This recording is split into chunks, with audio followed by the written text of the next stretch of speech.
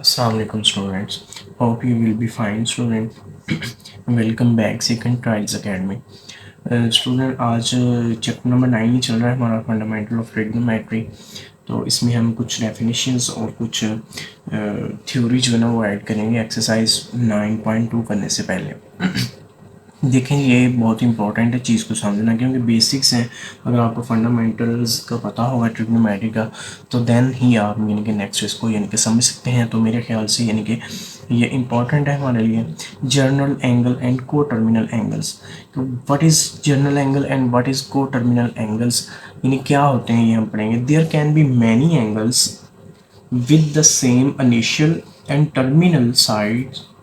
These are called co-terminal angles और general angles। यानी कि इनका अदर नेम क्या है, co-terminal angles भी कहते हैं हम इनको।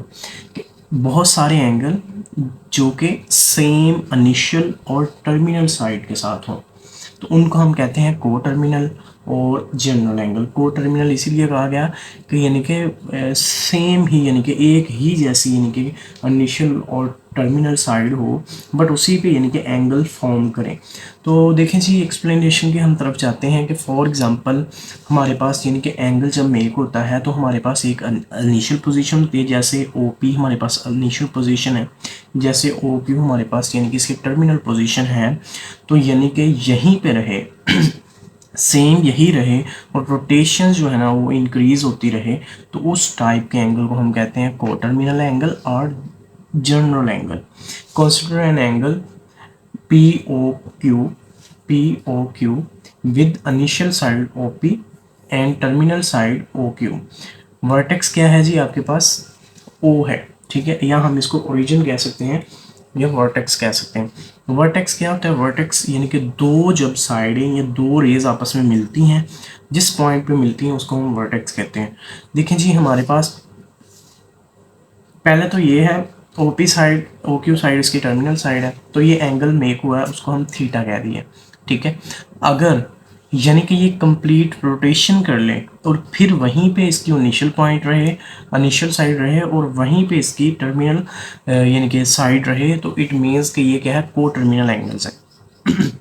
इट मीन्स फॉर एग्जांपल हम कहते हैं कि एक स्टूडेंट है कि यानी कि उसने इस पोजीशन से, यानी कि एक सर्कुलर ग्राउंड है, ठीक है, एक सर्कुलर ग्राउंड है, उसने इस पॉइंट से शुरू की है अपनी रेस, पॉइंट ए से शुरू की है और वो भागता भागता यानी कि पॉइंट ए पे अगेन आ गया। तो इट मीन्स कि यानी कि इसकी इनिशियल पॉइंट भी यही है और अब टर्मिनल पॉइंट भी यही है। तो ये स्टूडेंट ने क्या किया है, यानी कि को टर्मिनल एंगल मेक किया है, यानी कि एक मुकम्मल रोटेशन कंप्लीट किया। जब एक एंगल मुकम्मल रोटेशन कंप्लीट करता है तो उसके अंदर कोई भी डिफरेंस नहीं आता, वो यानी कि डिफरेंस ये आता है कि उसने एक रोटेशन कंप्लीट की है। जैसे कि यानी कि यहाँ से एंगल यहाँ तक हमारे पास थीटा था ऑलरेडी, अब ये फिर सर्कुलेट होके यानी कि यहाँ पे आ गया, इनिशियल टर्मिनल पोजीशन पे आ गया, तो इट मीन्स ये थीटा जो है अब यहाँ से यहाँ तक मूव होना, यानी कि कंप्लीट रोटेशन 2 पाई उसने क्रिएट कर ली, प्लस यानी कि यहाँ से लेकर यहाँ का जो डिस्टेंस था, ये जो थीटा था वो उसके साथ ऐड हो गया, ठीक है। इसी तरह देखें, एक और एग्जांपल की तरफ देख लें, ओ पी यानी कि उसकी इनिशियल साइड है, ओ क्यू उसकी जो है वो टर्मिनल साइड है या फाइनल साइड है।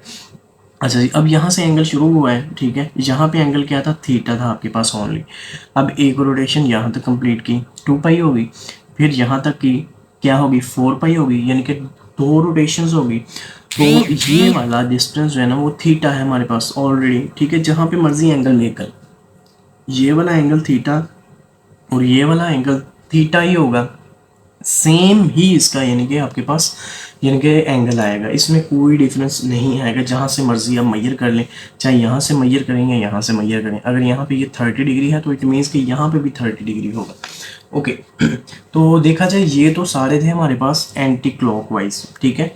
एंटी क्लॉकवाइज एंगल क्या होता है, एंटी क्लॉकवाइज हमारे पास पॉजिटिव होता है एंगल, ठीक है जी, एंगल क्या होता है, पॉजिटिव होता है। अगर यही एंगल एंटी क्लॉकवाइज मूव करें, फॉर एग्जांपल के यानी कि अब इसकी इनिशियल पोजीशन क्या है, ओ क्यू है, ओ क्यू आपके पास क्या आ गई जी, अब इसकी इनिशियल पोजीशन कह लें या इनिशियल साइड आ गई है, और ओ क्यू ओ पी क्या है आपके पास, ओ पी आपके पास अब बन गई है इसकी, ओ पी आपके पास बन गई इसकी टर्मिनल साइड। टर्मिनल साइड है, तो इट मीन्स कि ये एंगल यहाँ से मूव कर रहा है, ठीक है जी। अब सर्कुलेशन चेंज हो गई है, ये क्या होगी, क्लॉकवाइज हो गई है। तो भाई क्लॉकवाइज एंगल क्या होता है, नेगेटिव होता है। अब यहाँ से लेकर यहाँ तक का जो एंगल था वो तो थीटा ऑलरेडी था, ठीक है, डिस्टेंस सेम था। अब यही देखा जाए तो थीटा के अंदर क्या हो रहा है, सब्ट्रैक्ट हो रहा है, ठीक है। अब ये जो 4 पाई है माइनस का क्यों है, क्योंकि ये एंटी क्लॉकवाइज है, नीचे की तरफ यानी कि रोटेट कर रहा है। यहाँ तक तो उसकी एक मुकम्मल यानी कि रोटेशन हो गई। अब फिर यहाँ से शुरू हुआ तो यहाँ तक आया तो फिर उसने यानी कि एक मुकम्मल रोटेशन कर ली 2 पाई। अब ये जो डिस्टेंस था, ठीक है, ये वाला जो डिस्टेंस था उसने यानी कि कवर किया, तो भाई ये क्या हो गया, थीटा में से माइनस हो जाएगा 4 पाई। तो ये था इसका एंटी क्लॉकवाइज, और सॉरी ये क्लॉकवाइज था और ये एंटी क्लॉकवाइज था।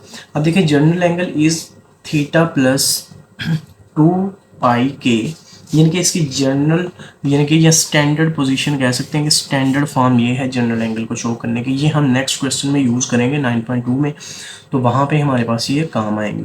तो के उसने कहा है कि आपके पास यानी कि थीटा प्लस 2 पाई, थीटा प्लस 2 पाई इंटू के मीन यहाँ पे है कि यानी कि आपके पास कितनी रोटेशन है, ठीक है। के आपका बताएगा how many rotations in an angle at its at its initial and terminal sides, okay, यानी कि सेम टर्मिनल साइड के ऊपर क्या होगा।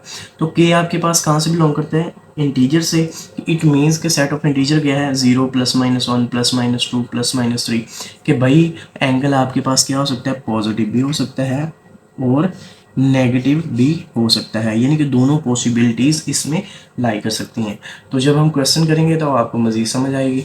उम्मीद करता हूँ आपको वीडियो अच्छी लगी होगी। तो मैं आपसे रिक्वेस्ट करता हूँ कि यानी कि इसको ज़्यादा से ज़्यादा व्यू करें और शेयर करें अपने स्टूडेंट्स के साथ, स्टूडेंट के साथ और दोस्तों के साथ, और चैनल को सब्सक्राइब करें, वीडियो को लाइक करें और कमेंट्स करें।